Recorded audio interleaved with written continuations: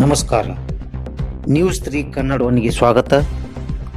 ಬಾಗಲಕೋಟೆ ಜಿಲ್ಲೆಯ ಮುಧೋಳ ತಾಲೂಕಿನ ಶಿರೋಳ ಗ್ರಾಮದಲ್ಲಿ ಇಂದು ದಿನಾಂಕ 18/1/2026ರಂದು CRO Karnataka state president doctor Raju Gasti ಅವರ ಹುಟ್ಟುಹಬ್ಬದ ಪ್ರಯುಕ್ತವಾಗಿ ಫ್ರೆಂಡ್ಸ್ ಕ್ರಿಕೆಟ್ ಕ್ಲಬ್ ವತಿಯಿಂದ ಹಾಫ್ ಕ್ರಿಕೆಟ್ ಪಂದ್ಯಾವಳಿಗಳು, ಸೆಮಿಫೈನಲ್ ಮತ್ತು ಫೈನಲ್ ಪಂದ್ಯಾವಳಿಗಳನ್ನು ಹಮ್ಮಿಕೊಳ್ಳಲಾಗಿತ್ತು.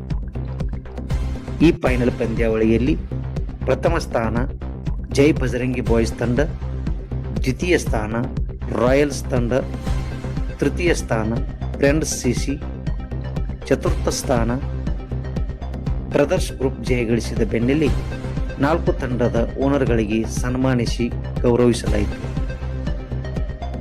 ಸ್ಕೋರ್ ಸಂಗ್ರಹಗಾರರಾದ ತುಕಾರಾಮ್ ನಾವಲಿಗೆ ಅವರಿಗೆ ಮತ್ತು ಆಟಗಾರರಿಗೆ ಹುರಿದುಂಬಿಸಿ ಕಾಮೆಂಟ್ರಿ ಮಾಡಿದ ವಿಠ್ಠಲ್ ಹೊಸಮನಿಯವರಿಗೆ, ಬೆಸ್ಟ್ ಬ್ಯಾಟ್ಮನ್ ಸದ್ದಾಂ ಹೊರಟ್ಟಿಯವರಿಗೆ, man of the match Naveen Sangan ಅವರಿಗೆ, ಬೆಸ್ಟ್ ಬೌಲರ್ ಗಿರೀಶ್ ಉದ್ದಾರ್ ಅವರಿಗೆ ಸನ್ಮಾನಿಸಿ ಗೌರವಿಸಲಾಯಿತು.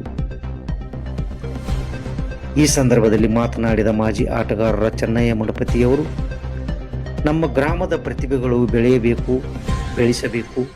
ಮುಂಬರುವ ದಿನಮಾನಗಳಲ್ಲಿ ಇನ್ನಷ್ಟು ಪಂದ್ಯಾವಳಿಗಳನ್ನು ಶ್ರೀ ಕಾಡಸಿದ್ದೇಶ್ವರ ತಂಡದ ವತಿಯಿಂದ SPL ಸೀಸನ್ 2 ಆಯೋಜನೆ ಮಾಡಲಾಗುವುದು ಎಂದು ಹೇಳಿದರು. ಬ್ರದರ್ಸ್ ಗ್ರೂಪ್ನ ತಂಡದ ಸದಸ್ಯರಾದ ಮಲ್ಲು ಸತ್ನಾಯ್ಕ ಅವರು ಜಯಗಳಿಸಿದ ತಂಡದ ಹೆಸರುಗಳನ್ನು ಘೋಷಿಸಿ CRO ಡಾಕ್ಟರ್ ರಾಜು ಗಸ್ತಿ ಅವರಿಗೆ ಹುಟ್ಟುಹಬ್ಬಕ್ಕೆ ಶುಭಾಶಯ ಕೋರಿದರು. ನೋಡ್ತಾ ಇರಿ ಸ್ಥಳೀಯ ಸುದ್ದಿ, ಮನೋರಂಜನೆ, ಕ್ರೀಡೆ, ಸಂಸ್ಕೃತಿ ಸುದ್ದಿಗಳಿಗೆ ನ್ಯೂಸ್ 3 ಕನ್ನಡ 1. ನಮಸ್ಕಾರ.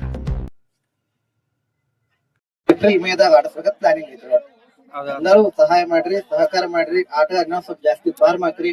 ಎಲ್ಲ ಹೊಸ ಆಟಗಾರ ಬೆಳಕಿ ಬರ್ಲಿ.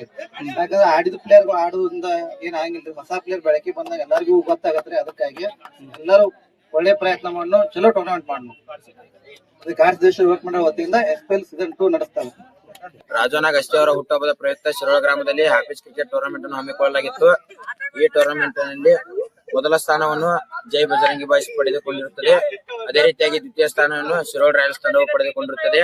ಅದೇ ರೀತಿಯಾಗಿ ತೃತೀಯ ಸ್ಥಾನವನ್ನು ಫ್ರೆಂಡ್ಸ್ ಸಿಸಿ ಅವರು ಪಡೆದುಕೊಂಡಿರುತ್ತಾರೆ. ಅದೇ ರೀತಿಯಾಗಿ ಚತುರ್ಥ ಸ್ಥಾನವನ್ನು ಬ್ರದರ್ಸ್ ಗ್ರೂಪ್ ಅವರು ಪಡೆದುಕೊಂಡಿರುತ್ತಾರೆ. ಈ ಟೂರ್ನಮೆಂಟ್ಗಳು ಉತ್ತಮ ರೀತಿಯಲ್ಲಿ ಮುಕ್ತಾಯಗೊಂಡು ಕೊನೆಯಲ್ಲಿ ಫೈನಲ್ ಹಂತವನ್ನು ತಲುಪಿ ಬಹುಮಾನ ವಿತರಣೆ ಕಾರ್ಯಕ್ರಮಗಳು ಮುಕ್ತಾಯಗೊಂಡಿವೆ.